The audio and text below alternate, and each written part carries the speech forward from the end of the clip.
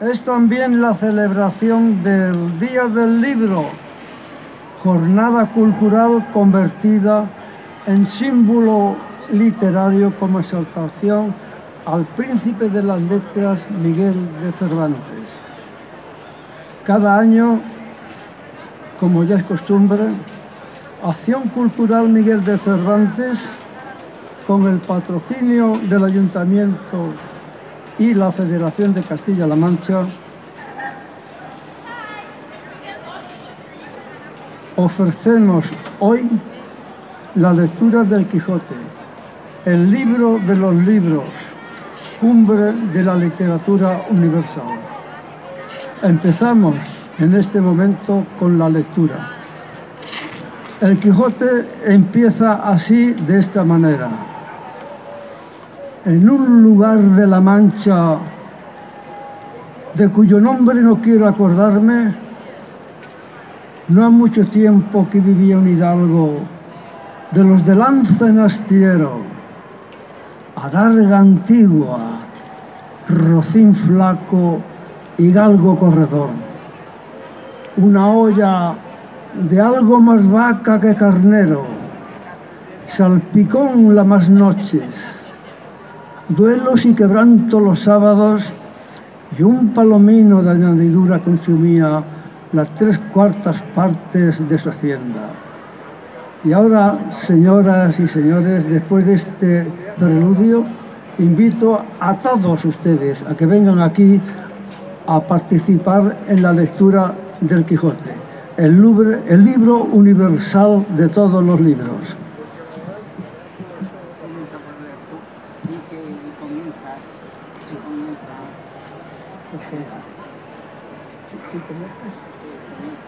Bien.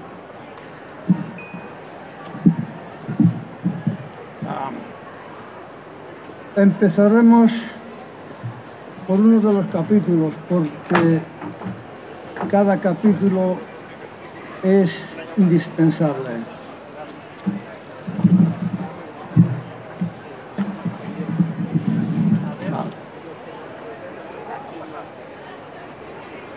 Poco más quedaba por leer de la novela, cuando del caramachón donde reposaba Don Quijote salió Sancho Panza todo alborotado, diciendo a voces: «Acudid, señores, presto y socorred a mi señor, que anda envuelto en la más reñida y trabada batalla que mis ojos han visto.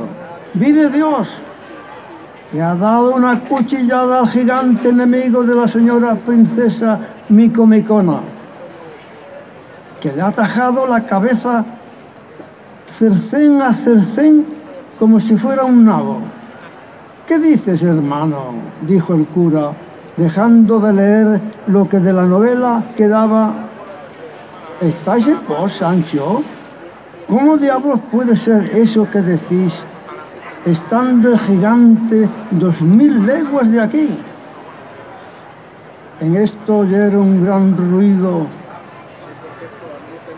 en el aposento, y que Don Quijote decía a voces: «Vente, ladrón, malandrín, follón, que aquí te tengo y no te he de valer tu cimitarra». Y parecía que daba grandes cuchilladas por las paredes. Y dijo Sancho: «No tienen que pararse a escuchar, sino entren a despartir la pelea o ayuda a mi amo, aunque ya no será menester, porque sin duda alguna el gigante está ya muerto, y dando cuenta a Dios de su pasada y mala vida, que yo vi correr la sangre por el suelo y la cabeza cortada y caída a un lado, que es tamaña como un gran cuero de vino. Que me maten», dijo a esta sazón el ventero, «si Don Quijote o Don Diablo no ha dado alguna cuchillada en alguno de los cueros de mi vino tinto, que a su cabecera estaban llenos, y el vino derramado debe de ser lo que le parece sangre a este buen hombre». Y con esto entró en el aposento y todos tras él, y hallaron a Don Quijote en la más extraño traje del mundo. Estaba en camisa, la cual no era tan cumplida que por delante le acabase de cubrir los muslos, y por detrás tenía 6 dedos menos. Las piernas eran muy largas y flacas, llenas de vello, y no nada limpias. Tenía en la cabeza un monetillo colorado, grasiento, que era el del ventero. En el brazo izquierdo tenía revuelta la manta de la cama con quien tenía ojeriza a Sancho, y él se sabía bien el porqué, y en la derecha desenganchada la espada, con la cual daba cuchillada a todas partes, diciendo palabras como si verdaderamente estuviera peleando con algún gigante. Y es lo bueno, que no tenía los ojos abiertos, porque estaba durmiendo y soñando que estaba en batalla con el gigante, que fue tan intensa la imaginación de la aventura que iba a fenecer, que le hizo soñar que ya había llegado el reino de Micomicón. Aquí, mira, al principio, mira, aquí, Micomicón. Muy bien.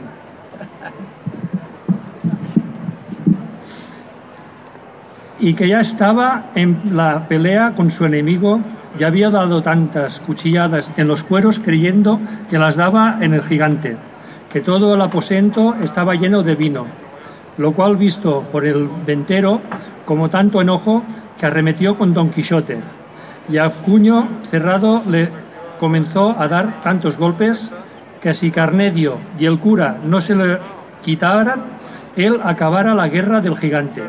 Y con todo aquello no despertaba el pobre caballero, hasta que el barbero trucho un gran caldero de agua fría del pozo, y se le echó por todo el cuerpo de golpe, con lo cual despertó Don Quijote, mas no con tanto acuerdo que echase de ver de la manera que estaba. Dorotea, que vio cuán corta y sutilmente estaba vestido, no quiso entrar a ver la pantalla de su ayudador, y de su contrario. Andaba Sancho buscando la cabeza del gigante por todo el suelo, y como no la hallaba, dijo: ya yo sé que todo lo de esta casa es encantamento, que la otra vez en este mismo lugar donde ahora me hallo, me dijeron muchos mochicones y borrachos sin saber quién me los daba, y nunca pude ver a nadie, y ahora no parece por aquí esta cabeza que vi cortar con mis mismos ojos, y la sangre corría del cuerpo como de una fuente. ¿Qué sangre ni qué fuente dices, enemigo de Dios y de tus santos? Dijo el ventero: ¿no ves, ladrón, que la sangre y la fuente no es otra cosa que estos cueros que aquí están horadados? Y el vino tinto que nada en este aposento, que nadando vea yo el alma en los infiernos de quien los horadó. No sé nada, respondió Sancho. Solo sé que vendré a ver tan desdichado que no por hallar esta cabeza que se me ha de deshacer mi condado como la sal. ¿Sí? En el agua. Y estaba peor Sancho despierto que su amo durmiendo. Tal le tenían las promesas que su amo le había hecho. El ventero se desesperaba de ver la flema del escudero y el maleficio del señor, y juzgaba que no había de ser como la vez pasada, que se le fueron sin pagar, y que ahora no le habían de valer los privilegios de su caballería para dejar de pagar lo uno y lo otro, aun hasta que lo pudiesen costar las botanas que se habían de echar a los rotos cueros. Aquí. Bueno, por aquí, por el regalo. Venga, no.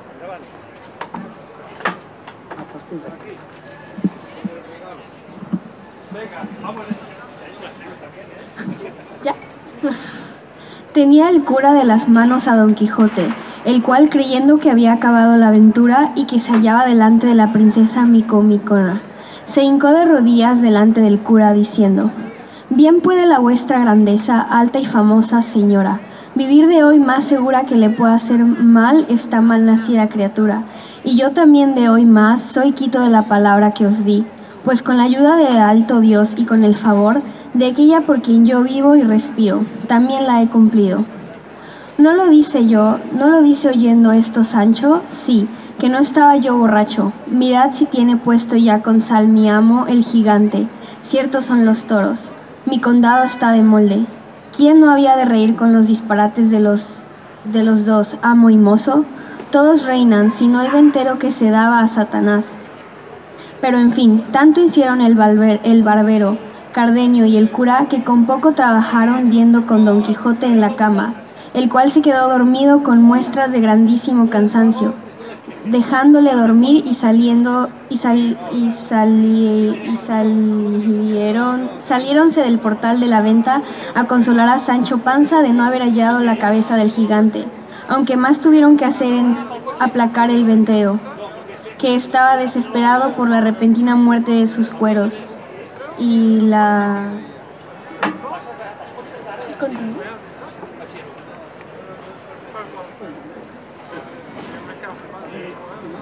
Ajá.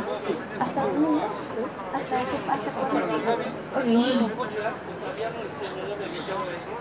Decía en voz y en grito, en mal punto y en hora menguada entró en mi casa este caballero andante, que nunca mis ojos le hubieran visto, que tan caro me cuesta, la vez pasada se fue el costo de una noche de cena, cama, paja y cebada para él y para su escudero, y en un rocín y juramento diciendo que era caballero aventurero, y que mala aventura el de Dios y a él y a cuantos aventureros hay en el mundo, y que por esto no está obligado a pagar nada, que así estaba escrito en los aranceles de la caballería adantesca, y ahora por su respeto vino esto toro, señor, y me llevo mi cola y hame la vuelta con más de 2 cuartillos de daño, toda paleada, que no puede servir para lo que quiere mi marido, y por fin y remate de todo, romperme mis cueros y derramar mi vino, y que derramada la vea yo su sangre, pues no se piense que por los huesos de mi padre y por el siglo de mi madre, si no me lo han de pagar un cuartero sobre otro, o no me llamaría yo como me llamo, ni siquiera hija de quien soy. Estas y otras razones tales decía la ventera en gran enojo, y ayudábala a su buena criada María Tonés. La hija callada y de cuando en cuando se sonreía. El cura lo sosegó todo, prometiendo satisfacerle su pérdida lo mejor que pudiese. Así los cueros como el vino, principalmente del menoscabo de la cola de quien tanta cuenta hacían. Dorotea consoló a Sancho Panza diciéndole que cada y cuando que pareciese haber sido verdad que su amo hubiese descabezado al gigante, le prometía, en viéndose pacífica en su reino, de darle el mejor condado que él hubiese. Consolándose con esto, Sancho aseguró a la princesa que tuviera por cierto que él había visto la cabeza del gigante y por más señas tenía una barba que le llegaba a la cintura. Aquí llegué. Aquí. Dorotea. Ajá. Muy bien, vale, gracias. Bueno, sí. Ahí está. Mira. ¿Dónde Dorotea? Ahí está. Hasta donde tú quieras. La página. Mira, tú por aquí un poquito de eso, ¿eh? Venga, Dorotea. Dorotea dijo que así lo creía, y que no tuviese pena, que todo sería bien y sucedería a pedir de boca. Sosegados todos, el cura quiso acabar de leer la novela, porque vio que faltaba poco. Cardenio, Dorotea y todos los demás le rogaron la acabase. El que a todos quiso dar gusto y porque él tenía que leerla. Prosiguió el cuento, que así decía. Sucedió después que por la satisfacción que Anselmo tenía de la bondad de Camila, vivía una vida contenta y descuidada, y Camila, de industria hacia mal rostro a Lotario, porque Anselmo entendiese al revés de la voluntad que le tenía. Y para más confirmación de su hecho, pidió licencia a Lotario para no venir a su casa, pues claramente se mostraba la pesadumbre que con su vista Camila recibía. Mas el engañado Anselmo le dijo que en ninguna manera tal hiciese, y de esta manera, por 1000 maneras era Anselmo el fabricador de su deshonra, creyendo que lo era de gusto. En esto, El que tenía Leonela de verse cualificada en sus amores llegó a tanto que sin mirar a otra cosa se iba tras él a suelta rienda. Fiada en su señora la encubría y aun la advertiera del modo que con poco recelo pudiese ponerle en ejecución. En fin, una noche sintió Anselmo pasos en el aposento de Leonela y queriendo entrar a ver quién lo daba, sintió que le detenía la puerta, cosa que le puso más voluntad de abrirla y tanta fuerza hizo que la abrió y entró dentro a tiempo, que vio un hombre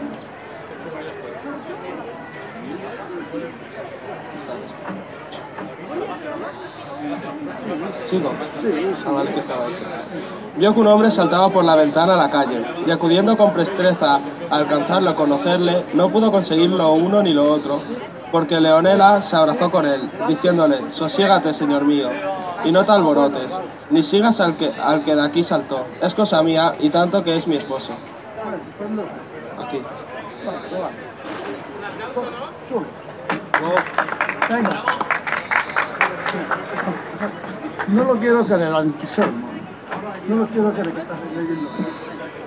No lo quiso creer Anselmo. Antes ciego se enojó, sacó la daga y quiso herir a Leonela, diciéndole que le dijese la verdad, sino que la mataría. Ella con el miedo, sin saber lo que decía, lo dijo: «No me mates, señor, que yo te diré cosas de más importancia que les puedo imaginar». «Dilas luego», dijo Anselmo, si no muerta eres. «Por ahora será imposible», dijo Leonela, «según estoy turbada. Déjame hasta mañana, que entonces sabrás de mí lo que te ha de admirar». Y está seguro que él se saltó por esa ventana. «Es un mancebo de esta ciudad, que me ha dado la mano de mi esposo».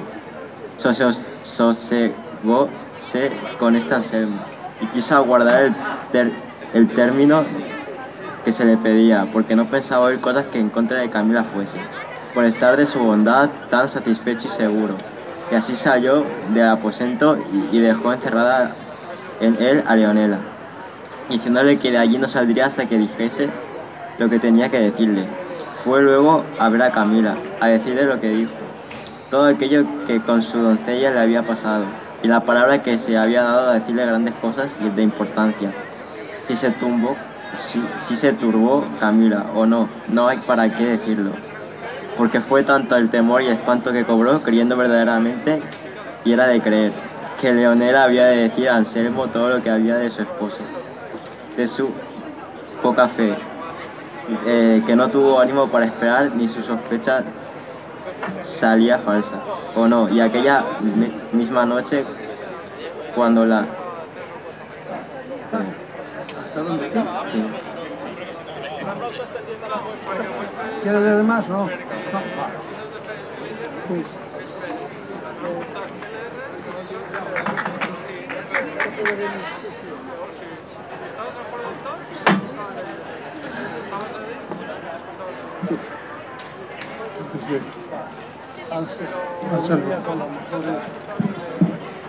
Anselmo dormía, juntó las mejores joyas que reunía y algunos dineros, y sin ser de nadie sentida, salió de casa y se fue a la del notario, a quien contó lo que pasaba y le pidió que la pusiese en cobro o que se ausentasen los dos de donde Anselmo pudiese estar seguros. La confusión en que Camila puso al notario fue tal que no le sabía responder palabra, ni menos sabía resolverse en lo que haría. En fin, recordó de llevar a Camila a un monasterio en quien era priora una hermana. Consintió Camila en ello y con la presteza que el caso pedía la llevó Lotario y la dejó en el monasterio, y él así mismo se ausentó y luego de la ciudad sin dar parte a nadie de su ausencia. Cuando amaneció, sin echar de ver a Anselmo que Camila faltaba de su lado, con el deseo que tenía de saber lo que Leonela quería decirle, se levantó y fue donde la había dejado encerrada. Abrió y entró en el aposento, pero no halló en él a Leonela. Solo halló puestas unas sábanas añudadas a la ventana, indicio y señal de que por allí se había descolgado e ido. Volvió luego muy triste a decírselo a Camila, y no hallándola en la cama ni en toda la casa, quedó asombrado. Preguntó a los criados de casa por ella, pero nadie le supo dar razón de lo que pedía. Acertó acaso, andando a buscar a Camila, que vio sus cofres abiertos y que ellos faltaban más de sus joyas, y que con esto acabó de caer en la cuenta de su desgracia y en que no era Leonela la causa de su desventura. Y así como estaba, y sin acabarse de vestir, triste y pensativo, fue a dar cuenta de su desdichada a su amigo Lotario, mas cuando no le halló y sus criados le dijeron que aquella noche había faltado de casa y había llevado consigo todos los dineros que tenía, pensó perder el juicio, y para acabar de concluir con todo, volviéndose a su casa, no halló allá ninguno de cuantos criados ni criadas tenía, sino la casa desierta y sola. No sabía qué pensar, qué decir, qué hacer, y poco a poco se iba volviendo el juicio. Contemplábase y mirábase un instante sin mujer, sin amigo, sin criados, desamparado a su parecer del cielo que le cubría, y sobre todo sin honra, porque la falta de Camila vio su perdición. Resolvió, en fin, acabó de una pieza en ir a la aldea de su amigo, donde había estado cuando dio lugar a que se maquinase toda aquella desventura.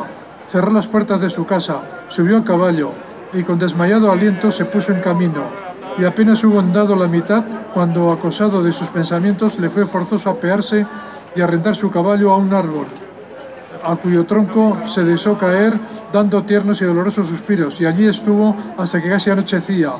Y a aquella hora vio que venía un hombre a caballo de la ciudad, y después de haberle saludado le preguntó qué nuevas había en Florencia.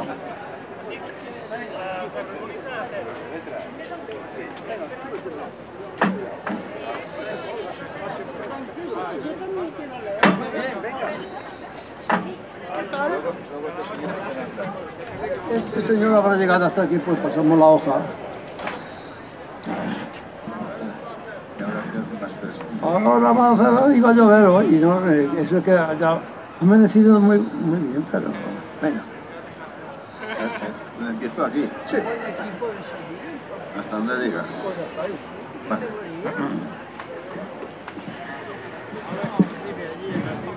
Con tan desdichadas nuevas, casi llegó a términos Anselmo, no solo de perder el juicio, sino de acabar la vida.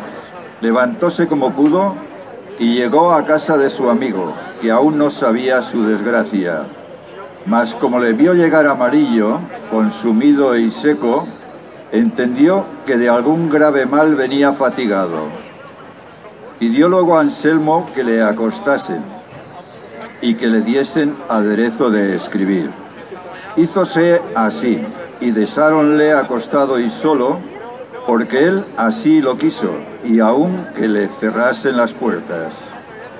Viéndose pues solo, comenzó a cargar tanto la imaginación de su desventura, que claramente conoció que se le iba acabando la vida, y así ordenó de desear noticia de la causa de su extraña muerte. Y comenzando a escribir, antes que acabase de poner todo lo que se quería, le faltó el aliento y dejó la vida en las manos del dolor que le causó su curiosidad impertinente. Viendo el señor de casa que ya era tarde y que Anselmo no llamaba, acordó de entrar a saber si pasaba adelante su indisposición, y hallóle tendido boca abajo, la mitad del cuerpo en la cama y la otra mitad sobre el bufete, sobre el cual estaba con el papel escrito y abierto, y él tenía aún la pluma en la mano. Llegóse el huésped a él, habiéndole llamado primero, y trabándole por la mano, viendo que no le respondía, y hallándole frío, vio que estaba muerto. Admiróse y congojóse en gran manera, y llamó a la gente de casa para que viesen la desgracia a Anselmo sucedida. Y finalmente leyó el papel, que conoció que de su misma mano estaba escrito, el cual contenía estas razones: un necio e impertinente deseo me quitó la vida. Si las nuevas de mi muerte llegaron a los oídos de la Camila, sepa que yo la perdono, porque no estaba ella obligada a hacer milagros, ni yo tenía necesidad de querer que ella los hiciese. y pues yo fui el fabricador de mi deshonra, no hay para qué. Hasta aquí escribió Anselmo, por donde se echó de ver que en aquel punto, sin poder acabar la razón, se le acabó la vida. Otro día dio aviso a su amigo, a los parientes de Anselmo, de su muerte, los cuales ya sabían su desgracia, y el monasterio donde Camila estaba casi en el término de acompañar a su esposo en aquel forzoso viaje, no por las nuevas del muerto esposo, más por las que supo del ausente amigo. Dícese que, aunque se vio viuda, no quiso salir del monasterio, ni menos hacer profesión de monja, hasta que, no de allí a muchos días, le vinieron nuevas que Lotario había muerto en una batalla que en aquel tiempo dio Monsieur de Lautrec, el gran capitán Gonzalo Fernández de Córdoba, en el reino de Nápoles, donde había ido a parar el tarde arrepentido amigo. Lo cual, sabido por Camila, hizo profesión y acabó en breves días la vida a las rigurosas manos de tristezas y melancolías.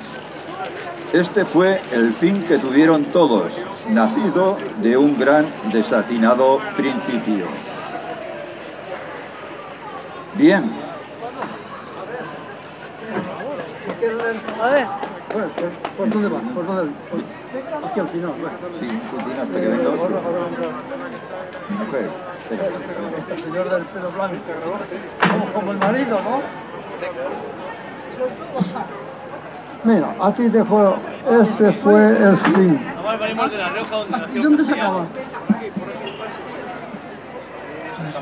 Pasar de página. Este fue el fin que tuvieron todos, nacido de un tan desatinado principio. Bien, dijo el cura, me parece esta novela, pero no me puedo persuadir que esto sea verdad. Y si es fingido, fingió mal el autor, porque no se puede imaginar que haya marido tan necio que quiera hacer tan costosa experiencia como Anselmo. Si este caso se pusiera entre un galán y una dama, pudiérase llevar, pero entre marido y mujer algo tiene del imposible. Y en lo que toca al modo de contarle, no me descontenta. Capítulo 36, que trata de otros raros sucesos que en la venta sucedieron. Estando en esto, el ventero que estaba a la puerta de la venta dijo: «Esta que viene es una hermosa tropa de huéspedes. Si ellos paran aquí, gaudeamus tenemos». «¿Qué gente es?», dijo Cardenio. «4 hombres», respondió el ventero. «Vienen a caballo a la jineta con lanzas y adargas, y todos con antifaces negros. Y junto con ellos viene una mujer vestida de blanco en un sillón, ansí mismo cubierto el rostro, y otros 2 mozos de a pie». «¿Vienen muy cerca?», preguntó el cura. «Tan cerca», respondió el ventero, «que ya llegan». Oyendo esto, Dorotea se cubrió el rostro, y Cardenio se entró en el aposento de Don Quijote.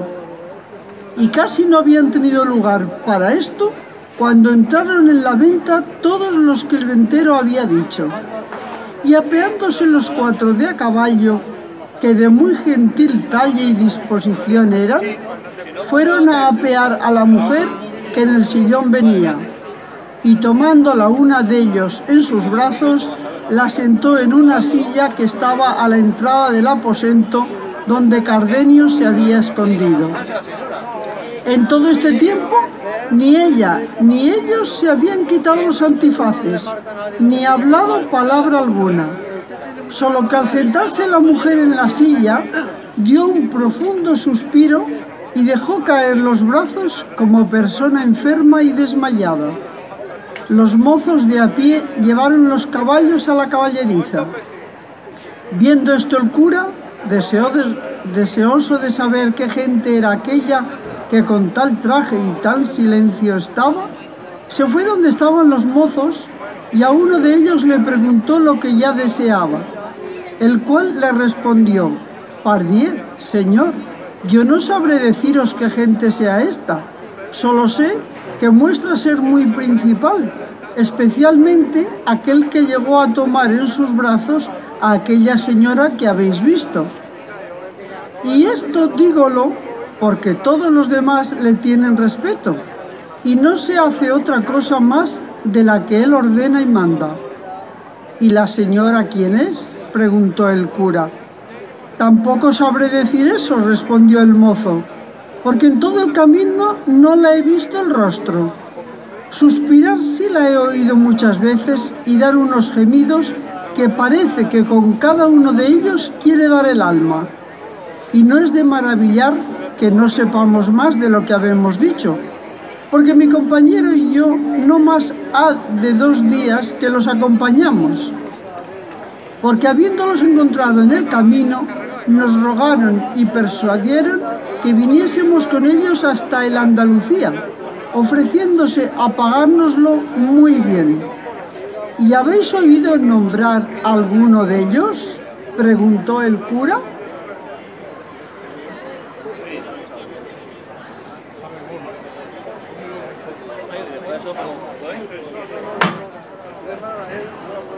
Ale, preguntó el cura. Aquí acaba. Aquí, preguntó el cura, no por cierto. ¿Te dejo esto?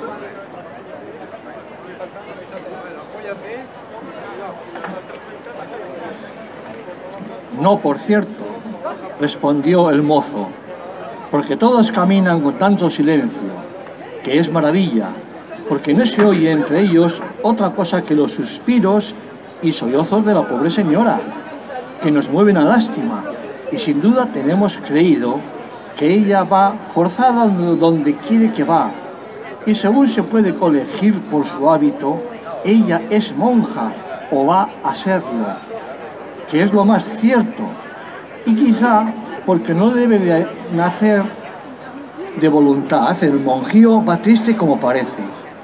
Todo podría ser», dijo el cura, y besándolos se volvió a donde estaba Dorotea. Movida de natural compasión, se llegó a ella y le dijo: «¿Qué mal sentís, señora mía? Mirad si es alguno de quien las mujeres suelen tener uso y experiencia de curarle, que de mi parte os ofrezco una buena voluntad de serviros».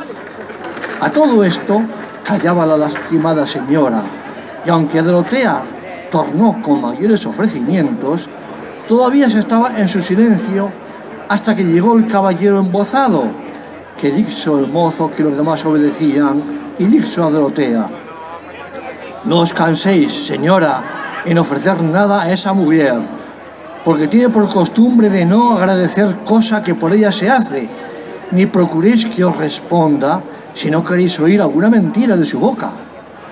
Jamás la dice. Dijo a esa razón la que hasta allí había estado callando, antes por ser tan verdadera y tan sin trazas mentirosas, me veo ahora en tanta desventura, y de esto vos mesmo quiero que seáis el testigo, pues mi pura verdad os hace a vos ser falso y mentiroso».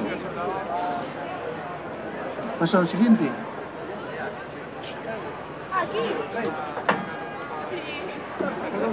Aquí, no yo. Ahí, muy bien, vale, de acuerdo. De acuerdo. Vale. Sí.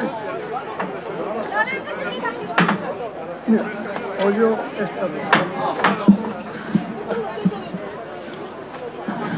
Oyó estas razones Cardenio bien clara y distintamente, como quien estaba tan junto de quien las decía, que sola la puerta del aposento de Don Quijote estaba en medio, y así como las oyó, dando una gran voz, dijo: «¡Válgame Dios!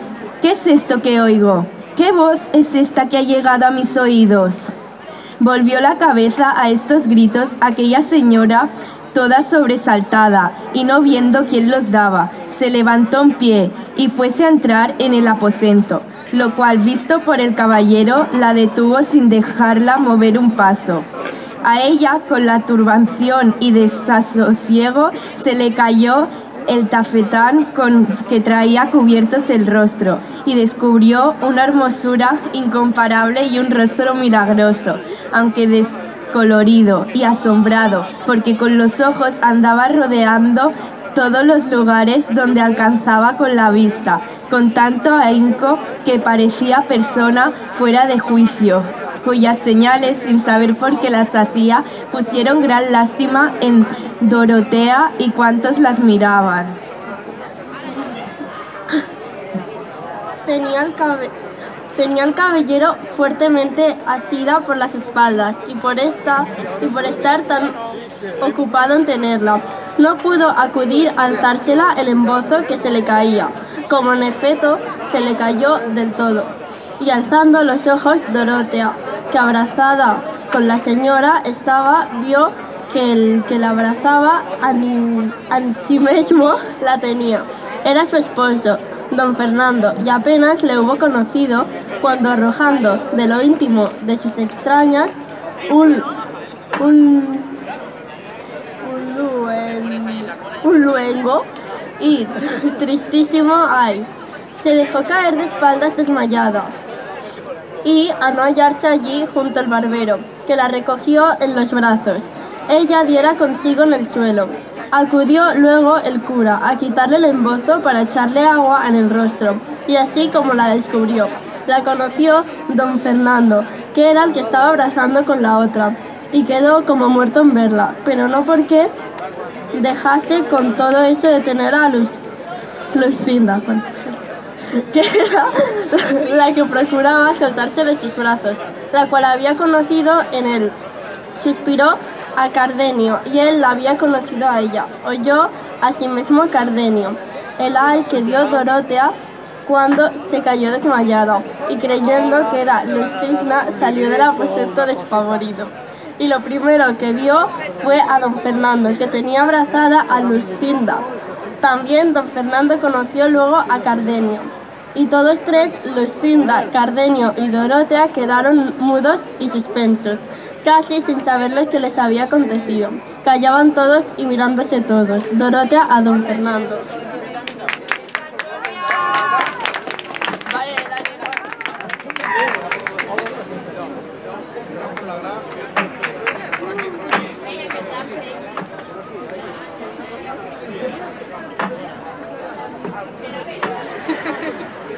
Bueno, mira. Don Fernando y Cardenio, ¿Todo? ¿El que lee? ¿Se lleva a leer conmigo? Claro que sí. Hasta donde tú digas. No, tú esta yo esta. Mitad. ¿De esta página o de estas dos? No, de esta. Vale. Vale, a ver. Don Fernando a Cardenio, Cardenio a Luscinda a Cardenio. Mas quien primero rompió el silencio fue Luscinda, hablando a don Fernando de esta manera: dejadme, señor don Fernando, por lo que debéis hacer quien sois, ya que por otro respeto no lo hagáis. Dejadme llegar al muro de quien yo soy piedra, al arrimo de quien no me han podido apartar vuestras importunaciones, vuestras amenazas, vuestras promesas, ni vuestras dávidas. Notad como el cielo por desusados y a nosotros encubiertos caminos me ha puesto a mí verdadero esposo delante. Y bien sabéis por 1000 costosas experiencias que solo la muerte fuera bastante para bordarle de mi memoria. Sean pues parte tan claros desengañados para que volváis, ya que no podáis hacer otra cosa, el amor en rabia, la voluntad en despecho, y acabadme con él la vida, que como yo la rinda delante de mi buen esposo, la daré por bien empleada. ¿Dónde? Quizá con mi muerte quedará satisfecho de la fe que mantuve hasta el último trance de la vida. Habían entre tanto vuelto Dorotea en sí, y había estado escuchando todas las razones que Luscinda dijo, por las cuales vino en conocimiento de quién ella era, y viendo que don Fernando aún no la dejaba de sus brazos ni respondía a sus razones, esforzándose lo más que pudo, se levantó y fue a hincar de rodillas a sus pies, y derramando mucha cantidad de hermosas y lastimeras lágrimas, así le comenzó a decir: si ya no es, Señor mío, que los rayos de este sol que en tus brazos eclipsado tienes, te quitan y ofuscan los de tus ojos. Ya habrás echado de ver que a tus pies está arrodillada en la sinventura, hasta que tú quieras. Ya está.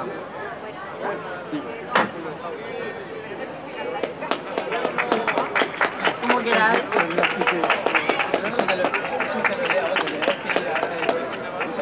Vale, venga. Hoy luego aquí se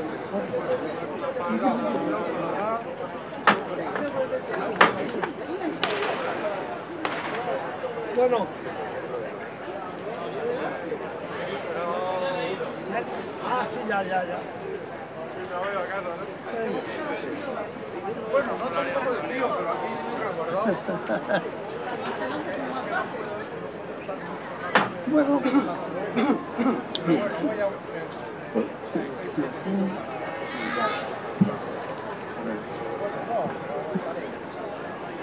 Lucinda, porque eres mío, ni ella puede ser tuya, porque es de Cardenio. Y más fácil será, si en ello miras, reducir tu voluntad a querer a quien te adora, que no encaminar la que te aborrece a que bien te quiera. Tú solicitaste mi descuido, tú rogaste a mi entereza, tú no ignoraste mi calidad, tú sabes bien de la manera que me entregué a toda tu voluntad. No te queda lugar ni acogida de llamarme a engaño. Y si esto es así, como lo es, y tú eres tan cristiano como caballero, ¿por qué por tantos rodeos dilatas de hacerme venturosa en los fines como me hiciste en los principios? Y si no me quieres por lo que soy,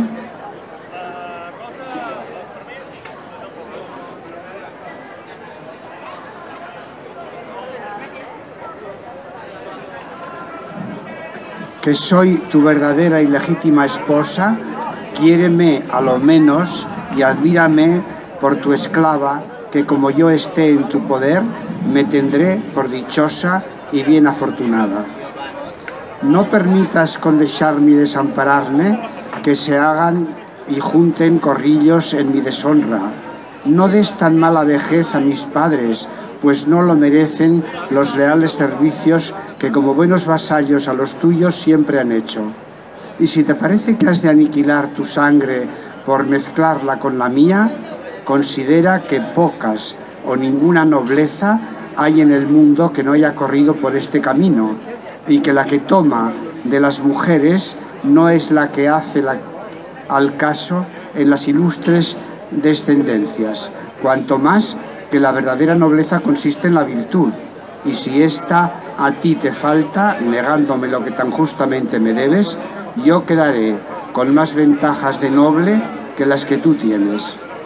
En fin, Señor, lo que últimamente te digo es que quieras o no quieras, yo soy tu esposa.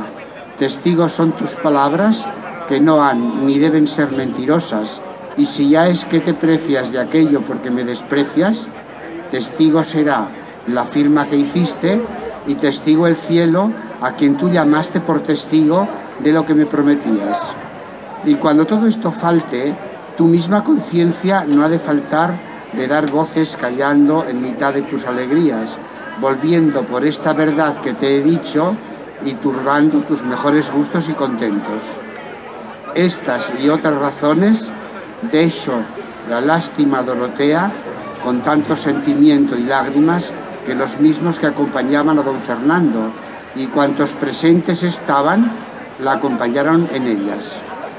Escúchola a don Fernando sin replicarle palabra, hasta que ella dio fin a las suyas y principio a tantos sollozos y suspiros, que bien había de ser corazón de bronce el que con muestras de tanto dolor no se enterneciera. Mirándola estaba Lucinda, no menos lastimada de su sentimiento que admirada en su mucha discreción y hermosura, y aunque quisiera llegase hasta ella y decirle algunas palabras de consuelo, no la dejaban los brazos de don Fernando, que apretada la tenían, el cual, lleno de confusión y espanto, al cabo de un buen espacio que atentamente estuvo mirando a Dorotea, abrió los brazos y dejando libre a Luscinda, dijo: «Venciste, hermosa Dorotea, venciste, porque no es posible tener ánimo para negar tantas veces verdades juntas». Con el desmayo que Lucinda había tenido, así como la dejó don Fernando, iba a caer en el suelo, mas hallándose Cardenio allí junto, que a espaldas de don Fernando se había puesto porque no le conociese, propuesto todo temor y aventurando a todo riesgo, acudió a sostener a Luscinda y cogiéndola entre sus brazos, le dijo: «Si el piadoso cielo gusta y quiere que ya tengas algún descanso, leal, firme y hermosa señora mía, en ninguna parte creo yo que le tendrás seguro que en estos brazos que ahora te reciben y otro tiempo te recibieron cuando la fortuna quiso que pudiese llamarte mía». Mía, mía, mía, aquí.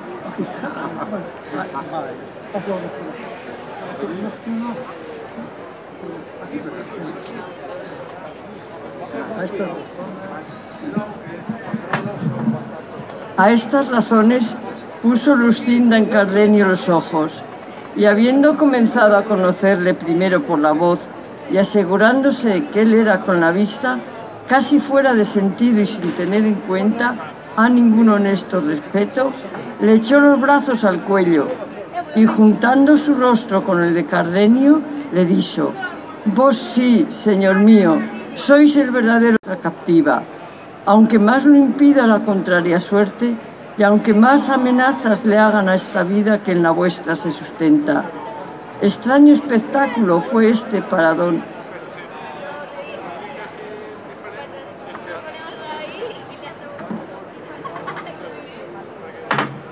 Fernando y para todos los circunstantes, y admirándose de tal no visto suceso.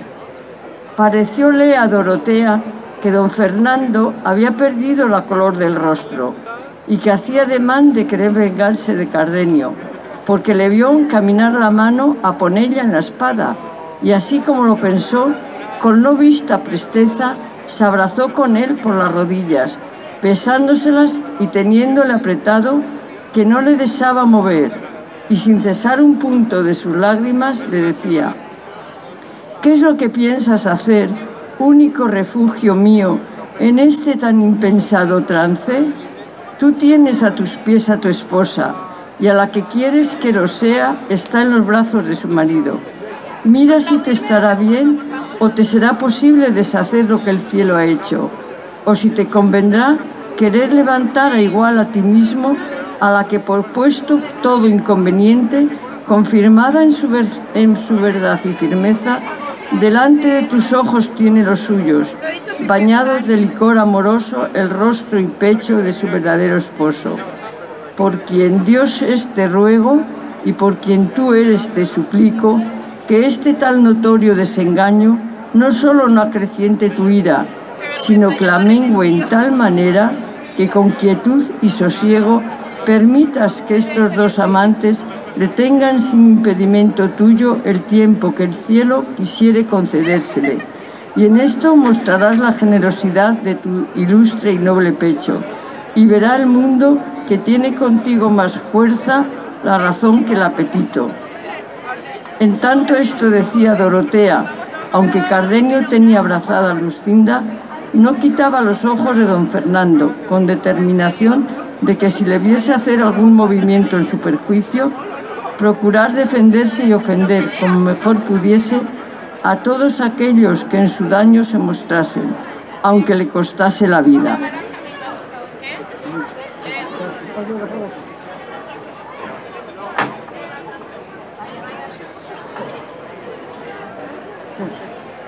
Vamos a pasar la hoja.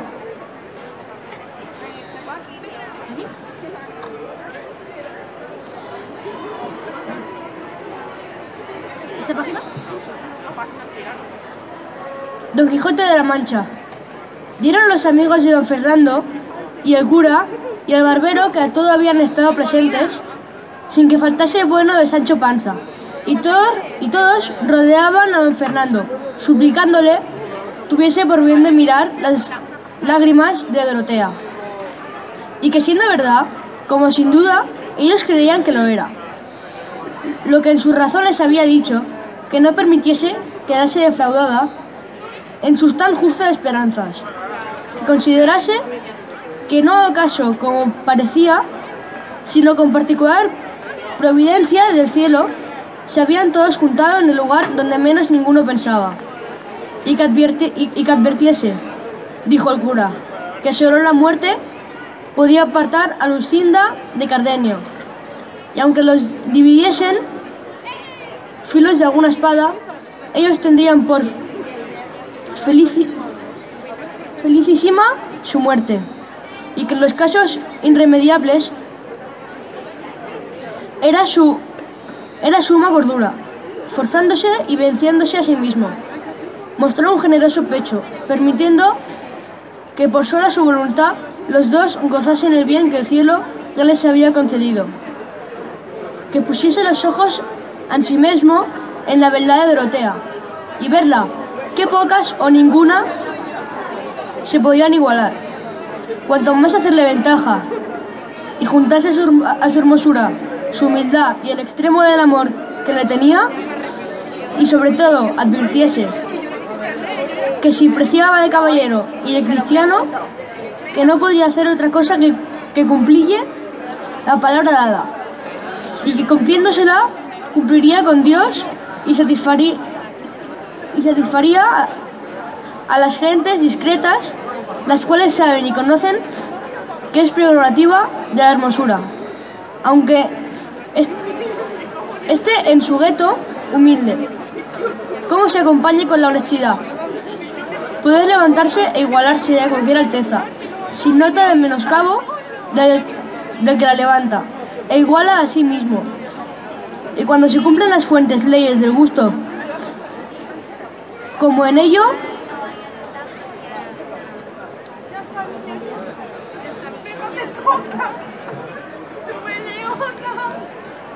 ¿Hasta dónde has llegado? hasta aquí. Ahora tú se continuar la...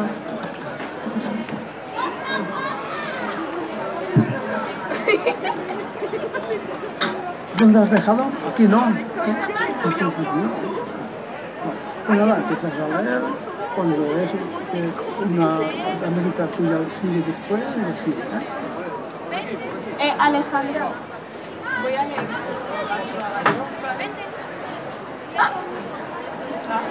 Intervenga pecado, que no debe ser culpado el que las sigue.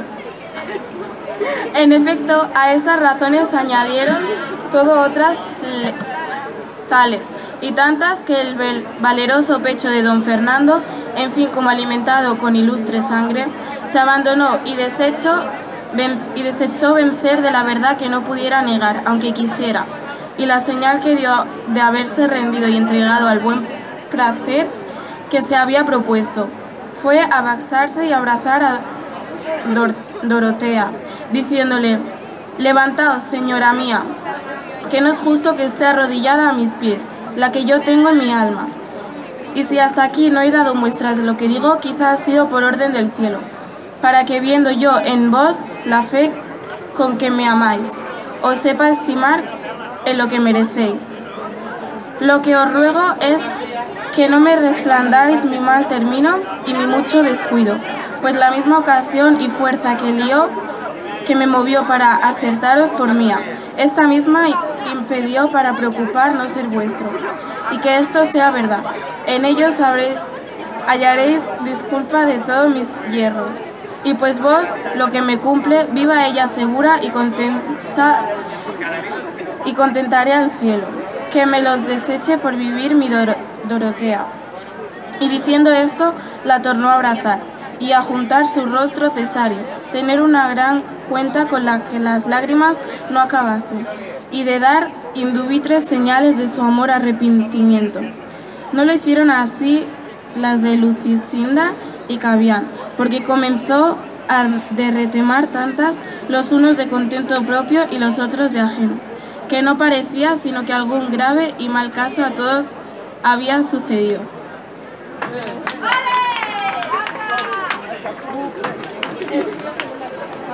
¿Cómo? ¿Dónde? Aquí. Aquí, hasta Sancho. Hasta Sancho Panza lloraba, aunque después, dicho que no lloraba él, sino por ver que Dorotea no era como él pensaba, la reina micomicona, de quien él tantas veces merced esperaba. Duró algún espacio, junto con el llanto la admiración en todos, y luego Cardenio y Lucenia se fueron a poner las rodillas ante don Fernando, dándole gracias de la merced que les había hecho, con tantas cortes razones, que don Fernando no sabía qué responderles, y así los levantó y abrazó con muestras de mucho amor y mucha cortesía. Preguntó luego a Dorotea, la deixés cómo había venido a aquel lugar tan lejos del suyo. Ella, con breves y discretas razones, contó todo lo que antes había contado a Cardenio, de lo cual le gustó tanto a don Fernando, y los que con él venían que quisieran que durara el cuento más tiempo. Tanta era la gracia con que Dorotea contaba sus desventuras, y así como hubo acabado, dicho don Fernando lo que en la ciudad le había acontecido. Después que halló el papel en el seno de Lucina, donde declaraba el ser esposa de Cardenio y no poder verlo ser suya. Dicho la quiso matar, y lo hiciera si sus padres no fuera imprevido, y que así se salió de su casa despechado y corrido y dolorido, con determinación de vengarse, con más comodidad, y que otro día supo como Lucendía había faltado de casa de sus padres, sin que nadie supiese decir dónde se había ido, y que era resolución, al cabo de algunos meses vino a saber cómo estaba, en un monasterio con voluntad de quedarse en él toda la vida, si no la pudiera pasar con Cardenio, y que así como lo supo, encogiendo para su compañía aquellos 3 caballeros,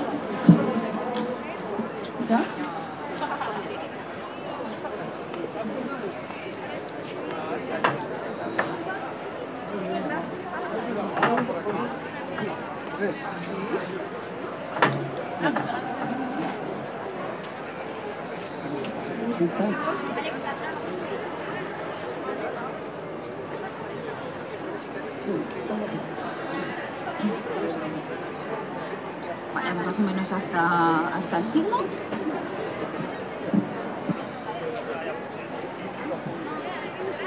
Límite. Vale.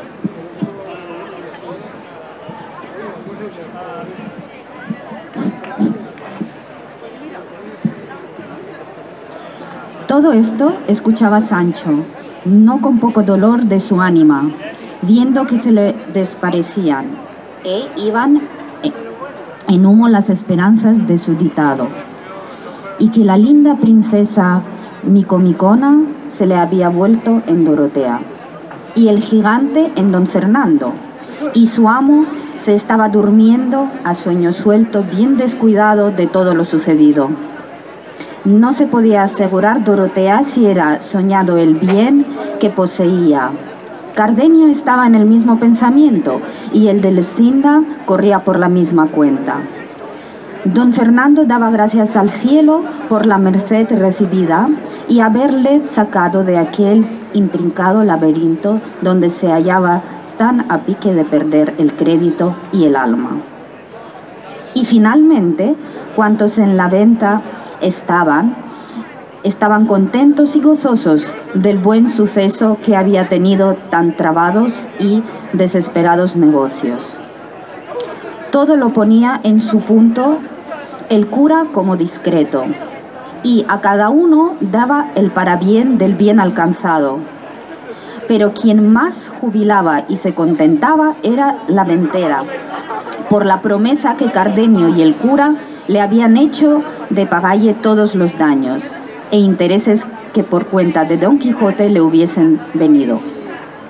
Solo Sancho, como ya se ha dicho, era el afligido, el desventurado y el triste, y así con melancólico semblante entró a su amo, el cual acababa de despertar, a quien dijo: «Bien puede vuestra merced, señor triste figura, dormir todo lo que quisiere sin cuidado de matar a ningún gigante, ni volver a la princesa su reino, que ya todo está hecho y concluido. Eso creo yo bien, respondió Don Quijote, porque he tenido con el gigante la más descomunal y desaforada batalla que pienso tener en todos los días de mi vida. Y de un revés, ¡zas!, le derribé la cabeza en el suelo. Y fue tanta la sangre que le salió que los arroyos corrían por la tierra como si fueran de agua, como si fueran de vino tinto. Pudiera vuestra merced decir mejor, respondió Sancho, porque quiero que sepa vuestra merced, si es que lo sabe, que el gigante muerto es un cuero horadado, y la sangre 6 arrobas de vino tinto que encerraba en su vientre, y la cabeza cortada es la punta que me parió.